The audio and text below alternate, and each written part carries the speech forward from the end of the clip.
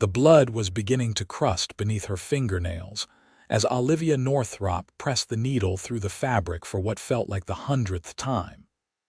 Her fingers trembled with each attempt, the searing pain shooting up her arm as if lightning had struck her bones. The quilt lay half-finished in her lap, a patchwork of memories that would never be completed by her hands alone. Colorado Territory, 1876.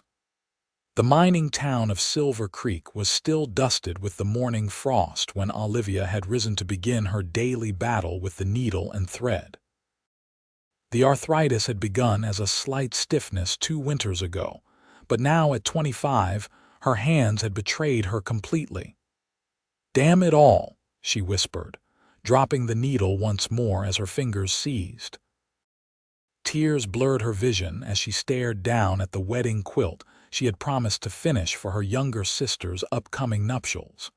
The one thing she could still offer, and even that was slipping away.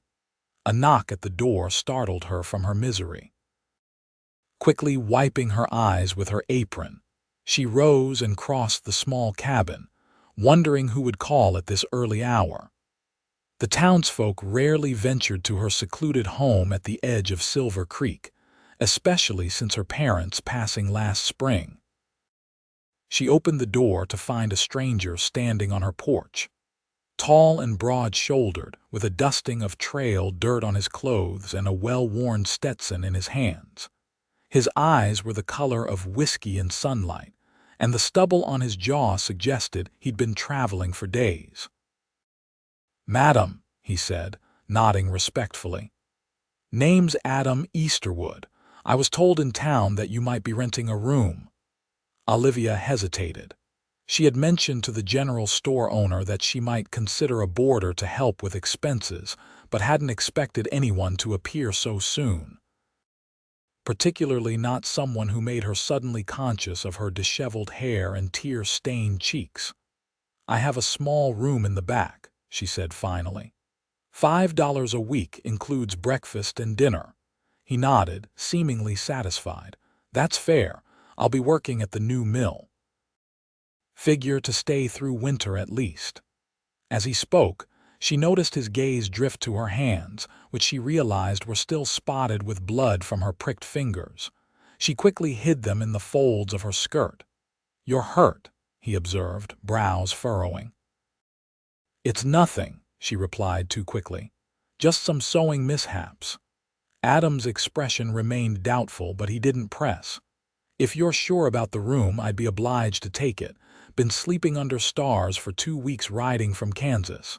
"Of course," Olivia stepped aside. "You can bring your things. The room's at the end of the hall." As he turned to gather his belongings from the sorrel gelding hitched to her fence post, Olivia caught herself watching the easy way he moved, the confident set of his shoulders. It had been a long time since a man had stood on her porch, even longer since she'd felt the flutter in her stomach that came with noticing one. After showing Adam to his room, Olivia returned to the main room and hastily gathered up her sewing. The last thing she needed was for a stranger to witness her struggle and offer pity. She'd had enough of that from the town doctor, who told her plainly that the arthritis would likely worsen with time. "Best find yourself a husband with steady hands, doctor," Fletcher had advised with well-meaning condescension.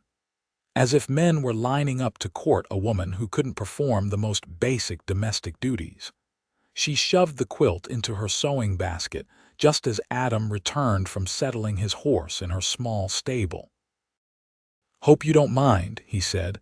"I gave Jupiter some of the grain I found. I'll replace it tomorrow." "That's fine," she answered. "Dinner's at 6. I should warn you I'm not much of a cook either."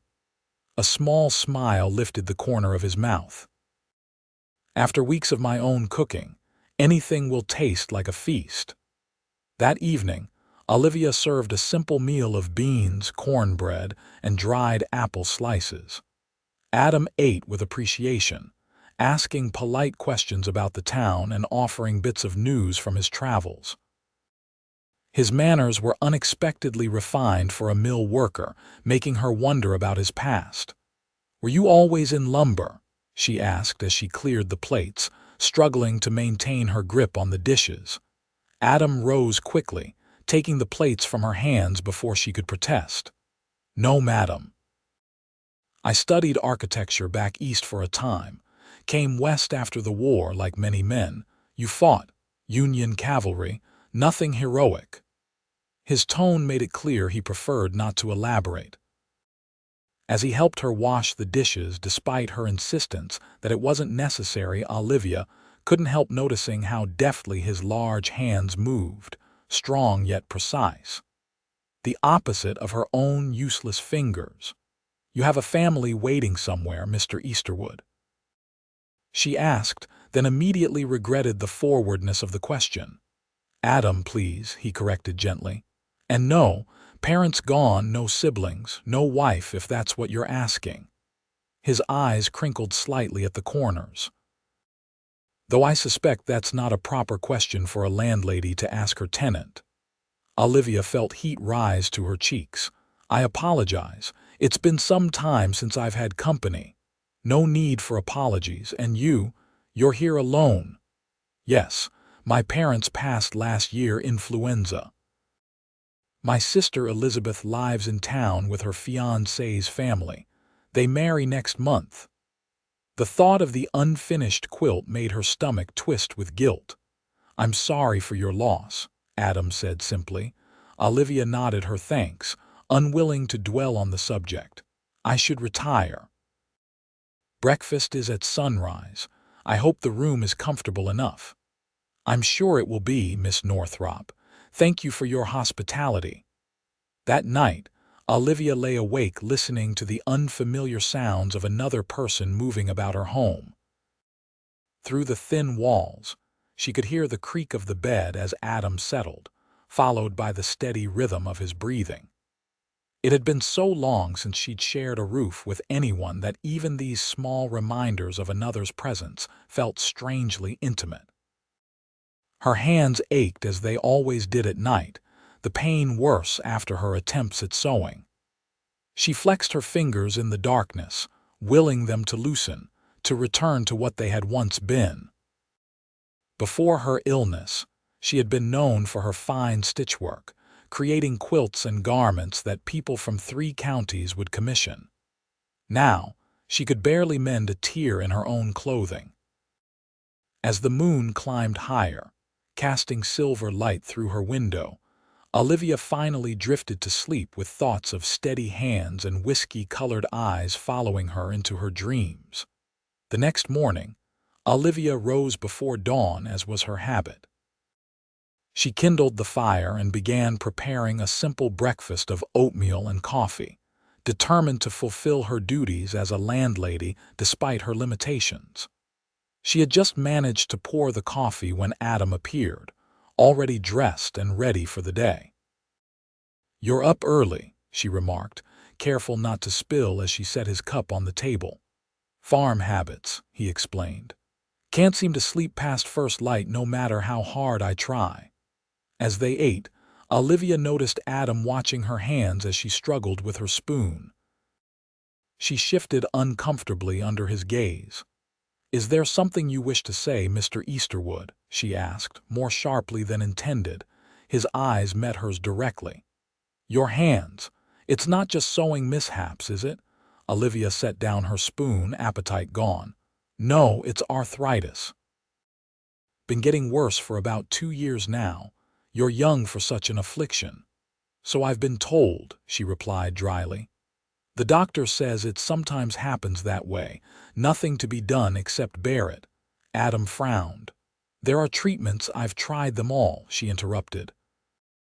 Poultices, hot water soaks, copper bracelets, even those electric treatments from that traveling charlatan last summer. Nothing helps for long. A silence fell between them, heavy with her admission. Finally, Adam spoke again. "My mother had something similar. Used to rub her hands with a liniment she made herself. Pine oil and something else. I can't recall exactly, but it seemed to ease her some."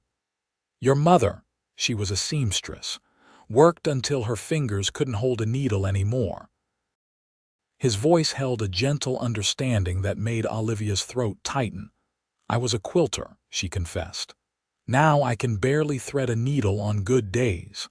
Adam finished his coffee and stood. I should head to the mill. They're expecting me by 7. He paused at the door, turning back to her.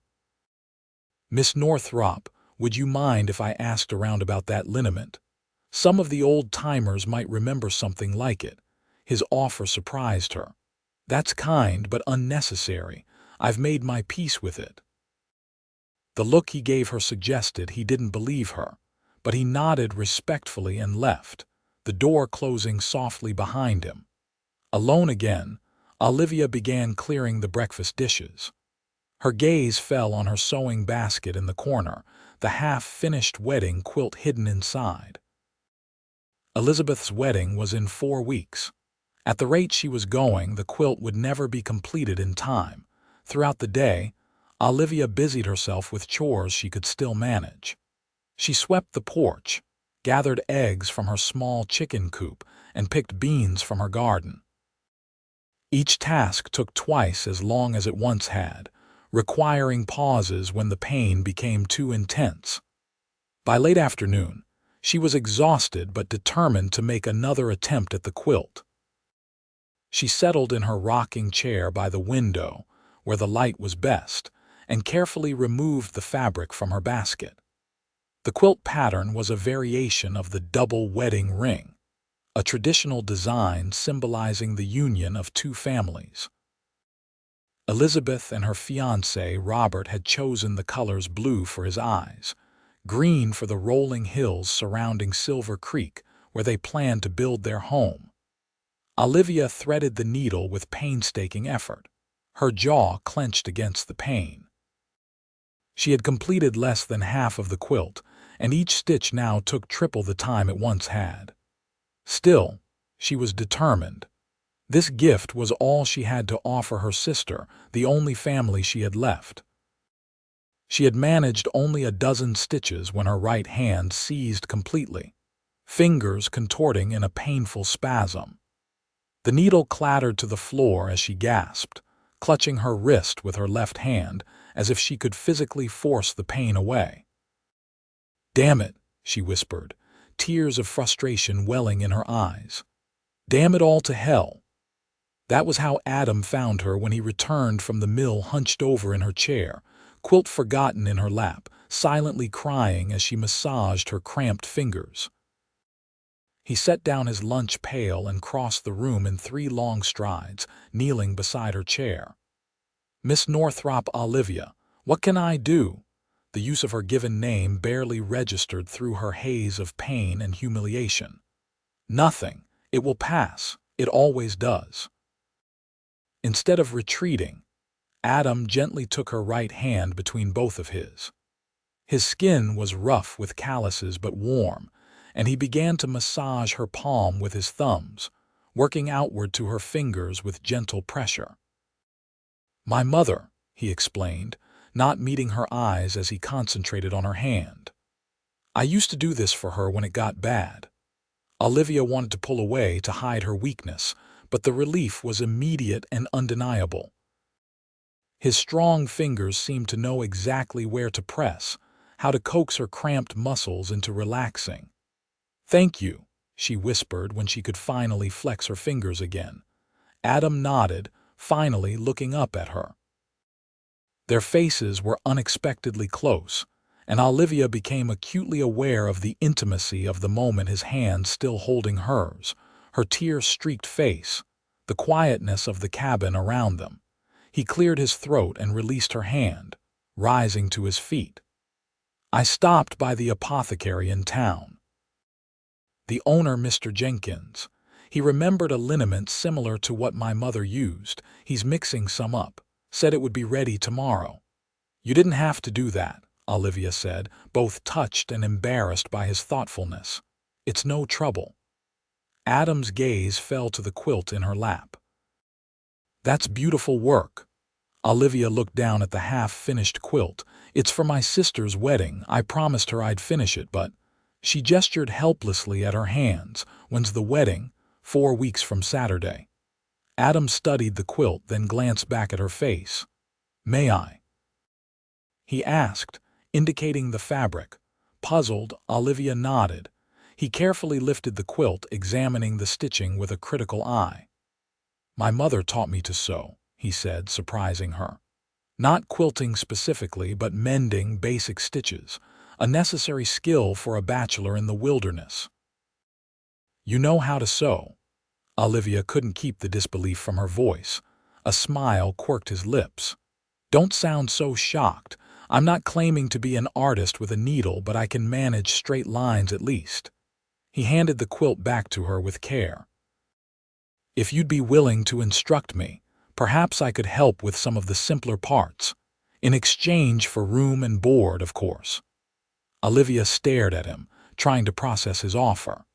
A man volunteering to quilt was unheard of in her experience, yet the sincerity in his eyes was unmistakable.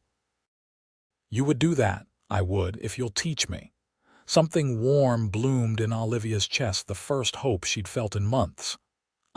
Yes, I would appreciate that very much. Adam nodded, seeming pleased. We can start this evening if you'd like. That night, after a dinner of rabbit stew that Adam had contributed from his day's hunting, they sat together at the table with the quilt spread between them.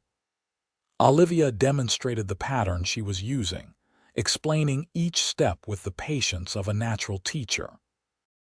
This is called a running stitch, she explained, slowly showing him the technique. You want to try to keep the stitches even and not pull too tight, or the fabric will pucker. Adam's large hands seemed ill-suited for such delicate work, but he watched her with intense concentration, then mimicked her movements with surprising dexterity. Like this? He asked, completing a row of stitches that, while not as fine as Olivia's, were remarkably straight and even. Yes, exactly like that, she said, genuinely impressed. You're a quick study, Mr. Easterwood. Adam, he reminded her with a small smile, if we're to be sewing partners, I think first names are in order. Adam, she echoed, finding she liked the way his name felt on her tongue. They worked for 2 hours, side by side in the lamplight. Olivia found she could manage short bursts of stitching before her hands required rest, and during these breaks, she guided Adam's work. To her surprise, the quilt began to take shape more quickly than she had dared hope. More surprising still was how comfortable their silence became, interrupted only by occasional questions or instructions. There was something soothing about sharing this traditionally feminine task with a man who approached it with respect rather than mockery. Tell me about your sister, Adam said as he finished a section of blue fabric. The bride-to-be. Olivia smiled, thinking of Elizabeth. She's 25 years younger than me. Sunny disposition, always has been. She's marrying Robert Miller, the banker's son. They've been sweet on each other since they were children, and they'll stay in Silver Creek. Yes, Robert's father is giving them land at the edge of town to build on. Olivia traced the pattern with her fingertip. This quilt is meant for their new home. A wedding ring pattern for their marriage bed. Adam's hands stilled momentarily. It's a meaningful gift. It's tradition in our family. My mother made one for me, though. She trailed off, realizing too late the implication of her words. Though you've not had occasion to use it, Adam finished for her, his tone careful. Olivia nodded, feeling a flush creep up her neck. There was someone once, before my hands. He left for California 2 years ago seeking gold, never returned. His loss, Adam said simply, returning to his stitching. The quiet certainty in his voice made Olivia look up sharply, but his eyes remained on his work, his expression unreadable in the lamplight. As the days passed, a routine emerged. Adam would leave for the mill at dawn, returning in the late afternoon. Evenings were spent at the quilt, with Olivia guiding and Adam executing most of the stitching. His hands proved remarkably adept, and under her instruction, his stitches became nearly indistinguishable from her own. The liniment from the apothecary helped ease Olivia's pain, especially when applied before bed. More effective, though she wouldn't admit it aloud, were Adam's occasional massages when her hands cramped badly. There was something about his touch that seemed to reach deeper than the herbal remedy, though perhaps it was merely the human connection she had been missing for so long. A week after Adam's arrival, Olivia's sister, Elizabeth, came to visit, bringing a basket of fresh bread and preserves. Olivia had just enough warning to hide the quilt before Elizabeth bounded through the door, her blonde curls escaping from her bonnet. "Livy, Mrs. Jenkins at the general store told me you've taken in a boarder." Elizabeth's eyes sparkled with curiosity and something that looked suspiciously like matchmaking interest. "Elizabeth," Olivia greeted her with a hug. "Yes, this is Adam Easterwood. He's working at Peterson's mill." "Adam, my sister Elizabeth Miller, soon to be Miller, that is." Adam, who had been reading by the fire, stood and offered Elizabeth a polite bow. "Pleased to meet you, Miss Northrop. Your sister has been kind enough to provide me with lodging." Elizabeth's gaze darted between them, clearly noting Adam's handsome features and Olivia's slightly flushed cheeks. "How fortunate for you both," she said with barely concealed delight. "Olivia has been far too isolated out here since our parents passed." "Elizabeth," Olivia warned. "What? It's true, and Mr. Easterwood must be grateful for such a lovely landlady." Adam's lips twitched with amusement. "Indeed I am. Your sister has been most accommodating." Elizabeth stayed for tea, chattering about wedding preparations and town gossip. Olivia noticed Adam watching the sisters' interaction with a thoughtful expression, smiling occasionally at Elizabeth's exuberance. "Robert's mother is insisting on the most elaborate decorations," Elizabeth was saying. "Flowers imported from Denver, if you can believe it. I told her simple wildflowers would do, but she won't hear of it." "It's her only son's wedding," Olivia reminded her gently. "She wants it to be memorable." "I know." Elizabeth sighed dramatically. "Oh, speaking of the wedding, how is the—" She stopped abruptly, suddenly remembering Adam's presence. "How are your hands today? Any better with that new treatment Dr. Fletcher suggested?" Olivia knew her sister had been about to ask about the quilt. "Some better," she answered, flexing her fingers to demonstrate. "The pain comes and goes." After Elizabeth left, promising to return the following week, Adam helped Olivia clear the tea things. "Your sister is charming," he observed. "You can see how happy she is about her upcoming marriage." "Yes, Elizabeth has always worn her heart on her sleeve." Olivia hesitated, then added, "She nearly mentioned the quilt. It's meant to be a surprise." Adam nodded. "I guessed as much. We're making good progress, though. I think we'll finish in time." "Thanks to you," Olivia said sincerely. "I couldn't have done it alone." Their eyes met, and something warm passed between them. Adam looked as if he might say more, but instead turned to finish washing the teacups, leaving Olivia to wonder at the sudden quickening of her pulse. That evening, as they worked on the quilt, Olivia found herself studying Adam's profile in the lamplight. The strong line of his jaw, the way his brow furrowed slightly in concentration as he made each careful stitch. He was unlike any man she had known, gentle without being weak, strong without being domineering. And there was something about his willingness to help her, to learn a traditionally feminine skill without complaint, that touched her deeply. "You're staring," Adam said without looking up from his work. Olivia started, embarrassed at being caught. "I was just admiring your technique. You've improved considerably." A small smile played at his lips. "I have an excellent teacher." The compliment warmed her. "May I ask you something personal?" "You may ask. I may choose not to answer." "Fair enough." Olivia hesitated, then pressed on. Why did you really offer to help me with this quilt? It's hardly a typical pastime for a man. Adam's hands stilled and he set down his needle. When my mother's hands began to fail her, there was no one to help. My father had died in a mining accident years before, and I was away fighting in the war. By the time I returned, she could barely dress herself, let alone sew. His eyes, when they met Olivia's, held an old sadness. She died believing she had failed in her duties. I don't want to see that happen to anyone else if I can prevent it. Olivia's throat tightened with emotion. I'm sorry about your mother. It was many years ago now. He picked up his needle again, returning to his stitching. Besides, there's something peaceful about this work. I can see why you miss it. I do miss it, Olivia admitted.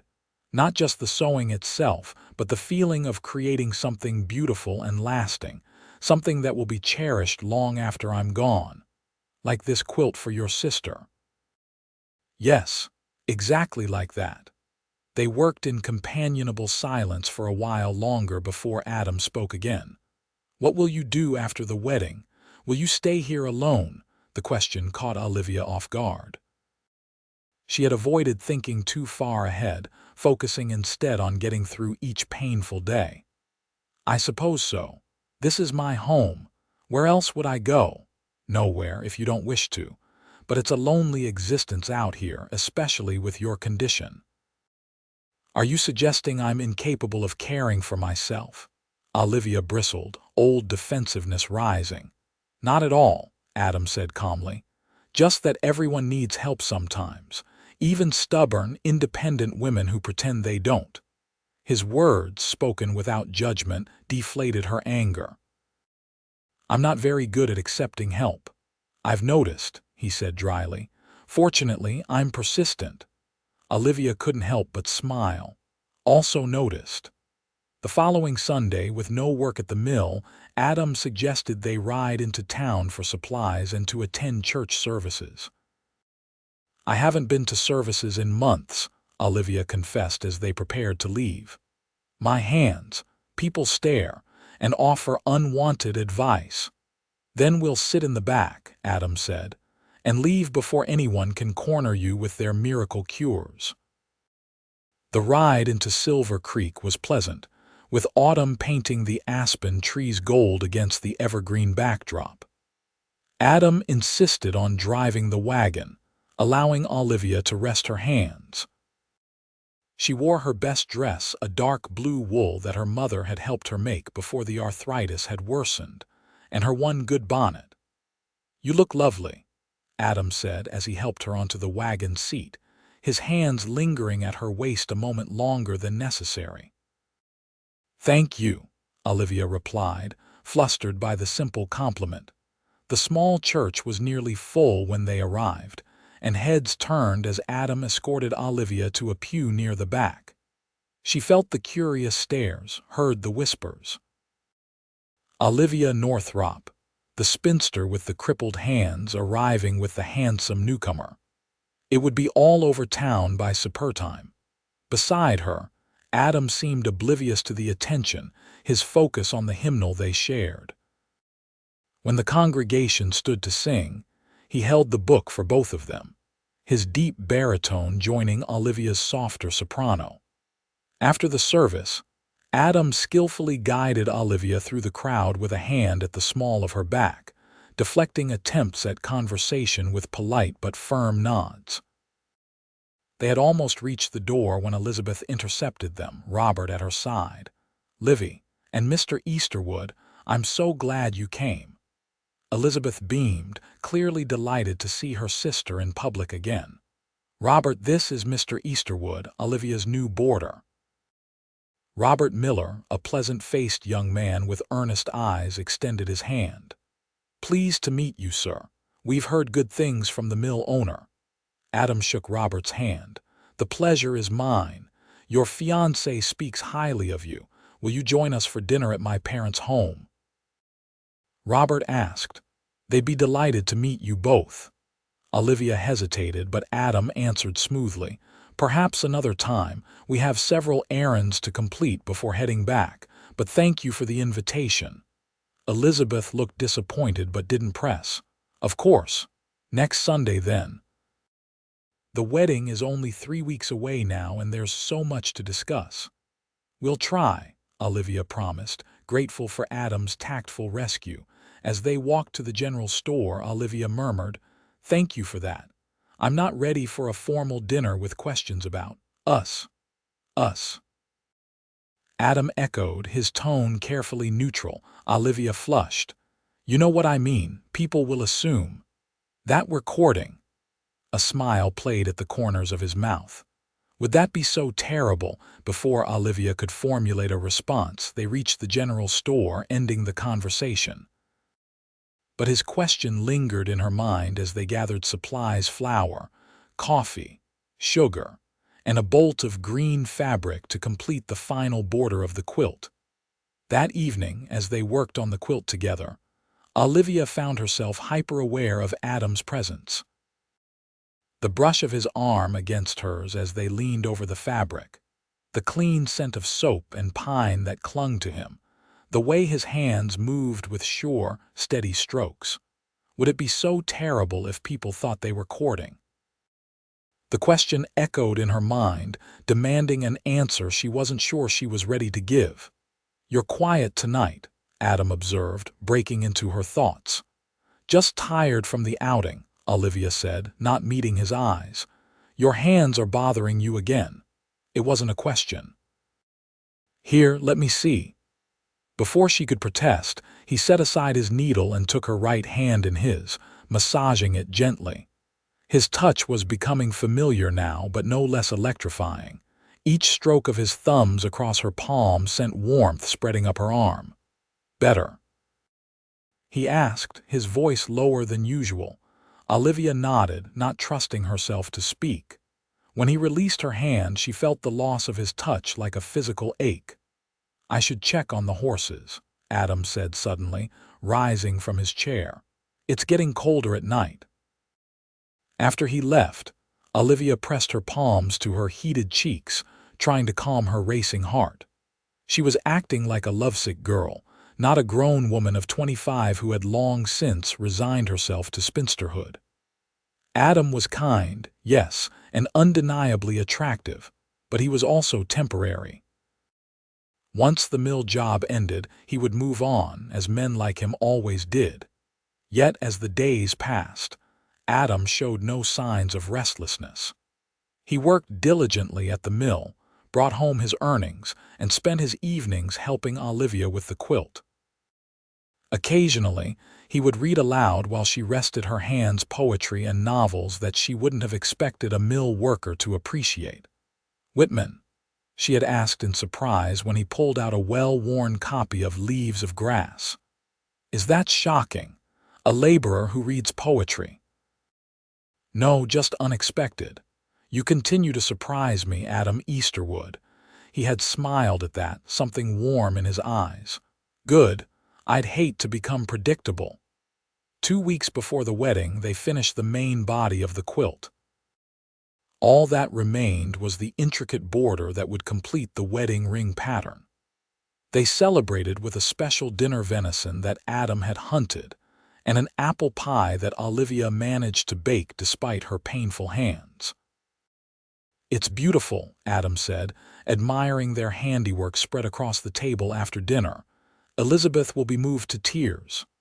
"I hope so," Olivia said softly. "Thank you, Adam, truly. I couldn't have done this without you." "Your hands guided mine every step of the way," he replied. "I only provided the strength you lacked temporarily." "Temporarily?" Olivia couldn't keep the bitterness from her voice. "The doctor says this condition only worsens with time." Adam frowned. "Doctors don't know everything. My mother was told the same, yet she had good days among the bad." "The liniment helps, doesn't it?" "Yes, but then we'll keep using it and finding other treatments. This isn't the end of your creating beautiful things, Olivia. It's just a change in how you do it." His optimism was infectious, and Olivia found herself wanting to believe him. "Perhaps you're right." I usually am, he said with a wink that made her laugh. That night, as they worked on the border of the quilt, their hands brushed more frequently, lingering touches that neither acknowledged but both felt. The air between them seemed charged with unspoken possibilities. "Tell me about California," Olivia said suddenly, needing to break the tension. "You mentioned you spent time there." Adam's hands paused in their work. "I did. After the war, like many men, I went seeking my fortune. Found work instead carpentry, mining for a spell ranch hand. Learned I preferred building to destroying." "Is that when you studied architecture?" "Before, actually. Started at university in Boston, but the war interrupted. Never finished my degree." He resumed stitching, his movements precise. "California was beautiful but restless. Everyone chasing the next big strike, the next opportunity. No one putting down roots." "Is that why you left?" Adam was quiet for a moment. "Partly. I also received news that my mother was ill.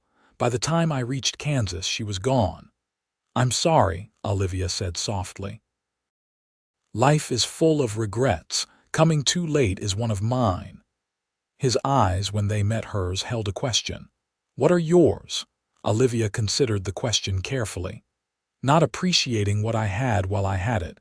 My health, my parents, the ability to create without pain." She flexed her fingers, which were aching less tonight thanks to the liniment and Adam's earlier massage. "And perhaps being too afraid to take chances." "What kind of chances?" "Leaving Silver Creek. Pursuing something beyond what was expected of me. Loving someone despite the risk of loss."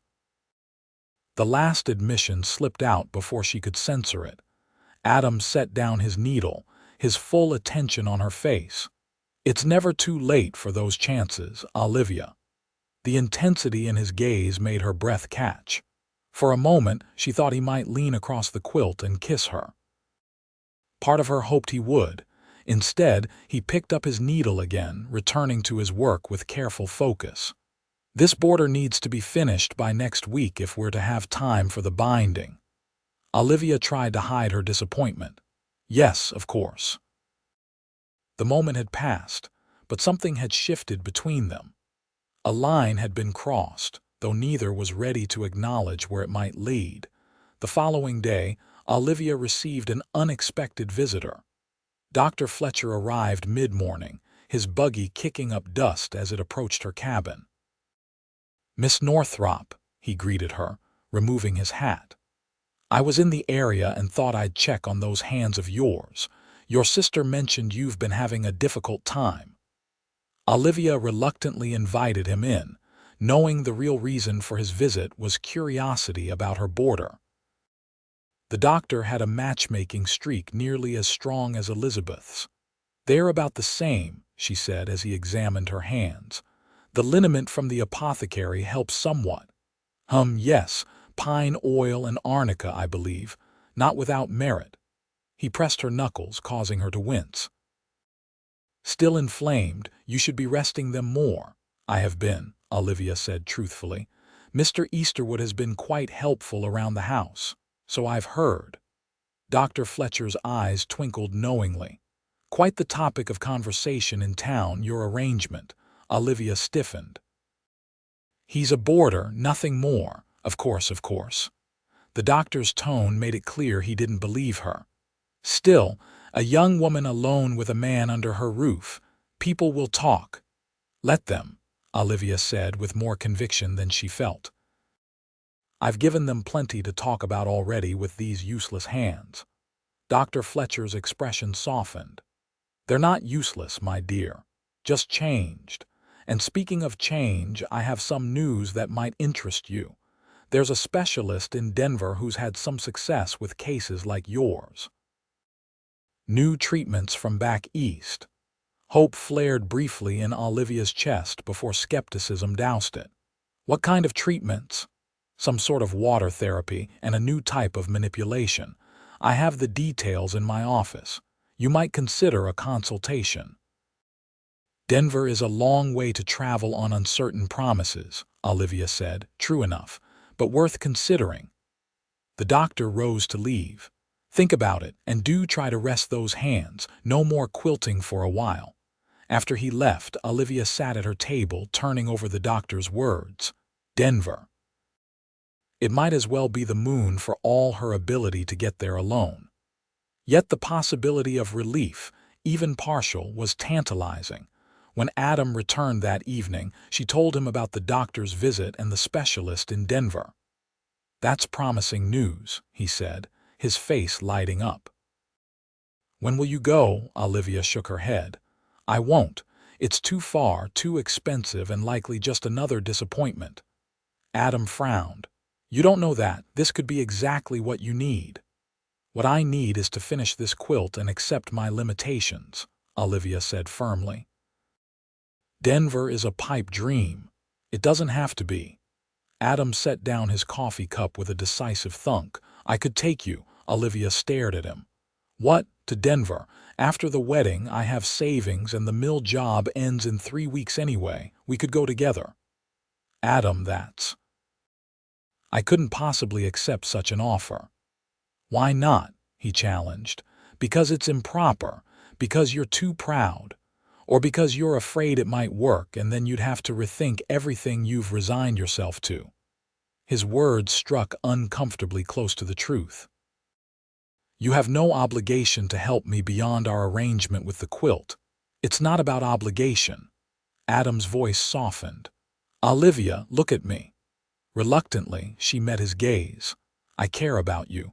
More than a boarder should care about his landlady. More than a friend should care about a friend.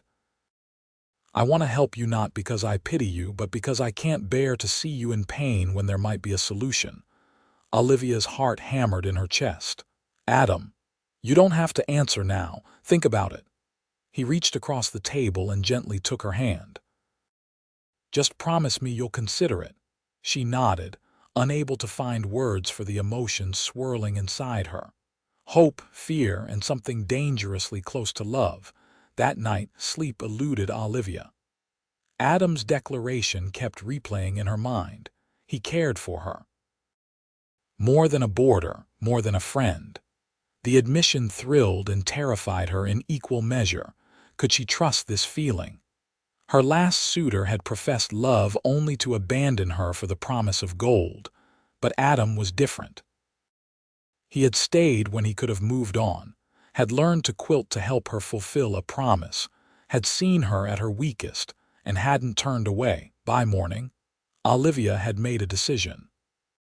She would go to Denver with Adam after the wedding, not because she truly believed in the specialist's treatments, but because she believed in Adam and the future he seemed to see for them.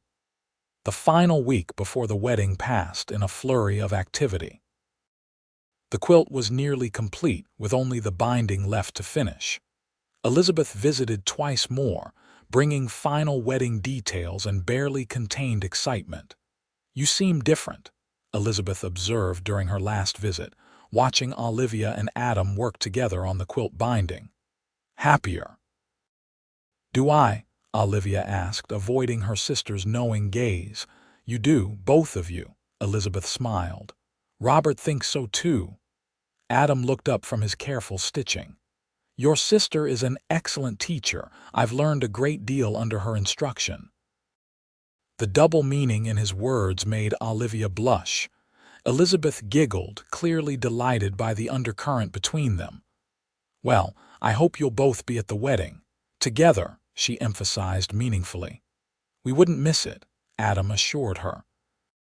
After Elizabeth left, Olivia and Adam returned to the binding, working in companionable silence.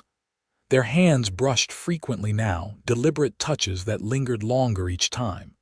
She knows, Olivia said finally. Knows what? Adam asked innocently. About us.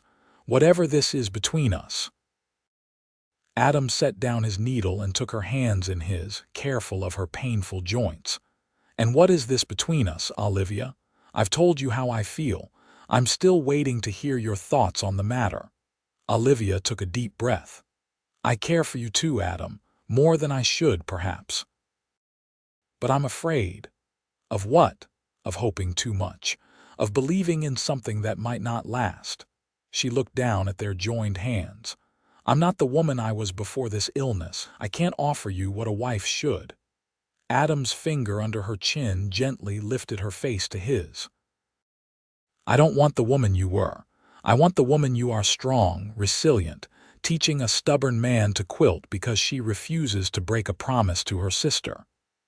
His eyes held hers steadily. As for what a wife should offer, I think we've moved beyond such conventional thinking, don't you? Your hands may not stitch as they once did, but mine can finish what yours began, in quilting and in life. Tears blurred Olivia's vision. You make it sound so simple. It can be, if we let it. Slowly, giving her time to pull away if she wished, Adam leaned forward and pressed his lips to hers.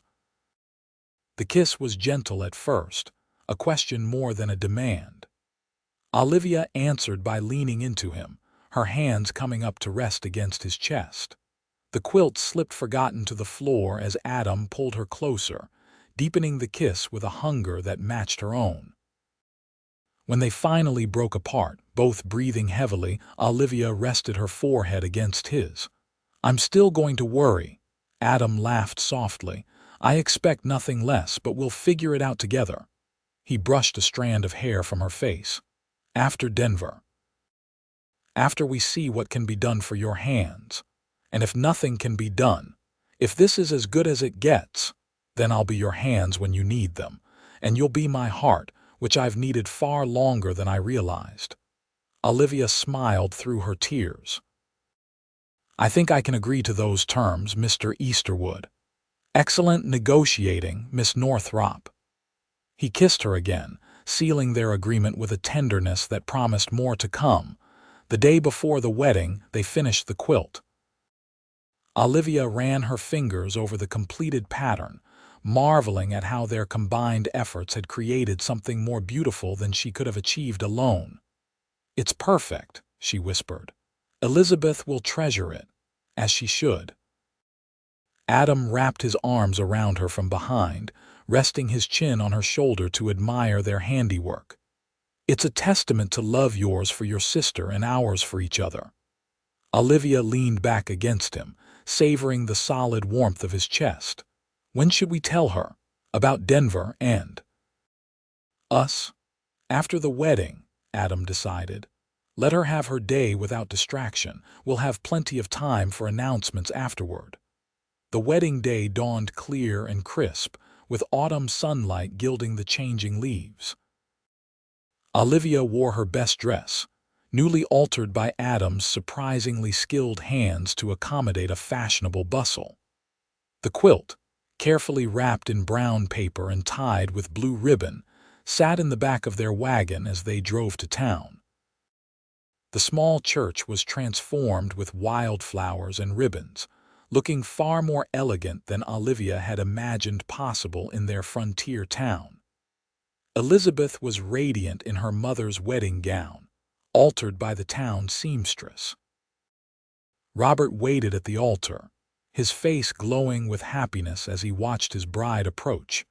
Throughout the ceremony, Adam held Olivia's hand, his thumb tracing gentle circles on her palm.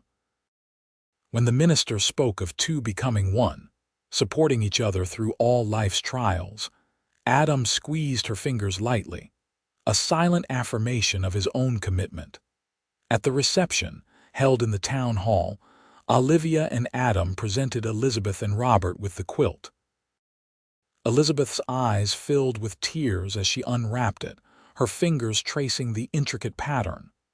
"Livy, it's beautiful," she breathed. "But your hands, how did you manage?" "I had help," Olivia admitted, glancing at Adam. "Quite a lot of help, actually." Elizabeth looked between them, understanding dawning on her face. "Mr. Easterwood, you helped my sister quilt this." Adam nodded, his arm slipping around Olivia's waist. "Your sister taught me. My hands finished what hers began." Elizabeth's smile was radiant as she embraced them both. "I knew it. I told Robert there was something special between you two. Didn't I, Robert?" Robert laughed, clapping Adam on the shoulder. "She certainly did," repeatedly. As the celebration continued around them, Adam led Olivia outside for a moment of quiet. The stars were just beginning to appear in the darkening sky, and the sounds of music and laughter drifted from the hall. "Happy?" he asked, drawing her close. "Very," Olivia answered truthfully. "Though I'll miss Elizabeth terribly when we go to Denver. We won't be gone long," Adam promised. "And when we return?" He hesitated, suddenly looking uncharacteristically nervous. "Olivia, there's something I've been wanting to ask you," her heart quickened. "Yes." Adam took both her hands in his, careful as always of her comfort. "I know this is fast and some might say impulsive. But I've lived enough to know when something is right." He drew a deep breath. "Olivia Northrop, would you do me the honor of becoming my wife? Not after Denver, not when your hands are better, but now, as you are, as we are." Tears filled Olivia's eyes for the second time that day. "Adam, are you certain? My condition is part of you but doesn't define you," he interrupted gently. "I love all of you, Olivia. The strong woman who faced pain every day but still tried to finish that quilt for her sister. The teacher who patiently showed a clumsy man how to create beauty with needle and thread. The woman brave enough to take a chance on love again despite past disappointments." Olivia felt as though her heart might burst with happiness. "Yes," she whispered. "Yes, I'll marry you, Adam Easterwood." He kissed her then, beneath the stars and the rising moon, his arms strong around her as he lifted her feet slightly off the ground in his enthusiasm. Olivia laughed against his lips, a sound of pure joy she hadn't made in years. When he set her down, she looked up at him with wonder. "When?" "After Denver, whenever you wish," Adam said. "Though I admit I'm not inclined to wait too long." Olivia thought for a moment. "What about here? Now, Elizabeth and Robert are leaving for Denver tomorrow for their honeymoon. We could ask the minister to perform another ceremony tonight before they go." Adam's eyes widened. "Are you serious? You want to get married tonight?" "Why wait?" Olivia asked, surprising herself with her boldness. "You said yourself we know when something is right. This is right, Adam." "I don't need time to be sure of that." His smile was answer enough, but he added, "I'll speak to the minister immediately, and your sister might have some thoughts on sharing her wedding day." As it turned out, Elizabeth was ecstatic at the idea of a double celebration. The minister was agreeable, and within the hour, Olivia found herself standing before him again, this time as a bride rather than a sister of the bride. She wore Elizabeth's veil, hastily repinned to her own hair, and held a small bouquet of autumn flowers that Robert's mother had quickly assembled. Adam stood tall and handsome beside her, his eyes never leaving her face as they spoke their vows. When he slipped a simple gold band onto her finger purchased months ago in Denver, he admitted later, in a moment of hopeful anticipation, Olivia felt as though her happiness might overflow and flood the entire town. "I now pronounce you husband and wife," the minister declared. "You may kiss your bride." Adam's kiss was gentle but full of promise, and the small crowd of wedding guests erupted in cheers and applause.